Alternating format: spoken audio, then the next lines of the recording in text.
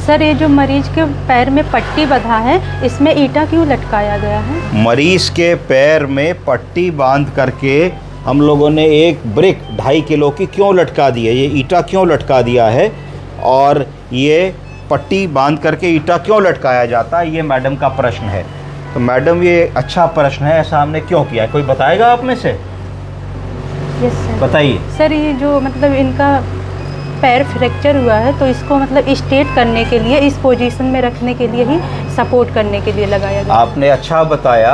कई बार ऐसा होता है कि बहुत ओल्ड एज में, जहाँ 90 साल या 100 साल उम्र है और आदमी गिर पड़ता है, गिरने के कारण पैर के कूल्हे की हड्डी तोड़ लेता है, जिसको फ्रैक्चर ऑफ द फीमर नेक कहते हैं। तो जनरली उसमें ऑपरेशन की व्यवस्था होती है कि आपने ऑपरेट कर दिया, कूल्हे में नट बोल्ट लगा दिए, रॉड लगा दी या नया कूल्हा भी लगा दिया आजकल, और मरीज़ फिर हफ्ते भर में चलने लगता है। पर बहुत बार ऐसा होता है कि उम्र के हिसाब से फ्रेलिटी हो जाती है। फ्रेलिटी का मतलब है कि आदमी इतना कमज़ोर है कि वो ऑपरेशन के लिए प्रिपेयर्ड नहीं है, एनेस्थीसिया के लिए प्रिपेयर्ड नहीं है, 1 घंटे की बेहोशी देने में जान का खतरा है, उसके हार्ट का रिज़र्व बड़ा पुअर है, इजेक्शन फ्रैक्शन बड़ा पुअर है, दमा अस्थमा का मरीज़ है, फेफड़ों का एक्सरे बहुत ख़राब आ रहा है, सीटी स्कैन बहुत ख़राब आ रहा है, बहुत सारी कोमॉर्बिड कंडीशंस हैं। तो जहाँ पे बड़ा हाई रिस्क होता है कि जैसे ही हमने इनको बेहोशी वगैरह दी या ऑपरेशन के लिए लिया तो एक हाई रिस्क ऑफ डेथ है, वैसी सिचुएशन में हम लोग ऑपरेशन को अवॉइड कर देते हैं और कंजर्वेटिव ट्रीटमेंट पे चले जाते हैं। कौन सा ट्रीटमेंट? कंजर्वेटिव का उल्टा क्या हुआ? सर्जिकल।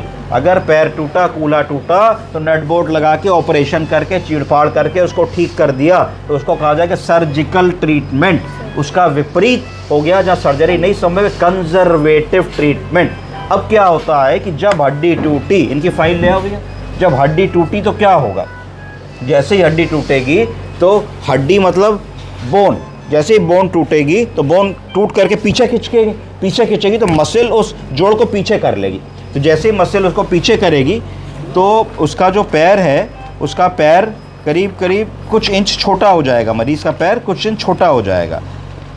तो उससे क्या होगा कि तो अब आपको क्या करना है, ट्रैक्शन लगा करके, जैसे ही आप ट्रैक्शन देते हो तो बोन जो टूट के पीछे चली गई है वो खिंच करके धीरे धीरे मसल रिलैक्स होती है, और मसल रिलैक्स की वजह से, लॉ ऑफ ग्रेविटी की वजह से, जब नीचे पुल करोगे तो बोन धीरे धीरे पीछे से आके अपनी जगह पे आकर के फिक्स होके सही जगह पे आ जाएगी। जैसे ही सही जगह पे आएगी तो आदमी का पेन ख़त्म हो जाएगा और धीरे धीरे वहाँ पे वो हड्डी जुड़ने लगेगी। जुड़ने को कहते हैं कि वो कैलस बनने लगेगा, कैलस फॉर्मेशन होने लगेगा। 2 टूटी हड्डियाँ जब आसपास में आएंगी तो उसमें जो है एक ऐसा पदार्थ बनने लगेगा जिससे ये हड्डियाँ जुड़ने लगेंगी। ऑस्टियोक्लास्टिक एक्टिविटी और ऑस्टियोब्लास्टिक एक्टिविटी के हिसाब से जुड़ने लगेगा और धीरे धीरे आपके पैर का दर्द खत्म हो जाएगा, सूजन खत्म हो जाएगी, दोनों पैरों में जो छोटाई बड़ाई हो गई थी 1.5-2 इंच की वो खत्म हो जाएगी।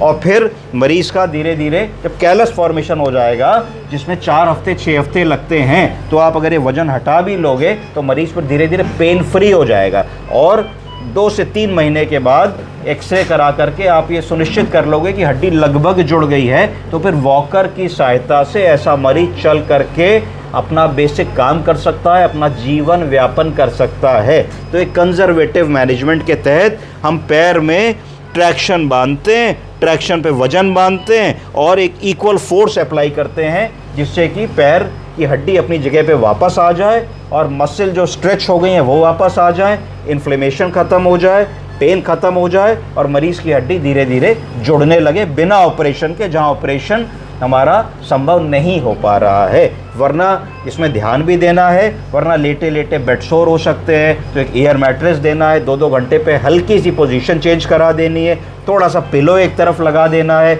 अच्छी बैक केयर करनी है कि आपने स्प्रिट से पाउडर लगा करके दिन में 3-4 बार अच्छी आपने केयर कर ली। ओरल केयर का ध्यान देना है, आई केयर का ध्यान देना है, बैक केयर का ध्यान देना है। ये सब अगर नहीं करेंगे तो किसी को 2-2.5 महीने बिस्तर पे लिटाना एक गंभीर चुनौती है, कहीं ना कहीं कोई कॉम्प्लिकेशन हो जाएगा। क्या कॉम्प्लिकेशन है बोलो? Bedsore, infection, deep vein thrombosis, बांधे जो स्किन ट्रैक्शन है, यहाँ की स्किन खराब होने लगती है, पैर में सूजन आने लगती है ना, कई बार उंगलियां काली पड़ने लगती है, नेक्रोसिस होने लगती है। इन सब चीज़ों को वॉच करते हुए ही हम ये काम कर सकते हैं। समझ गए? Yes, sir.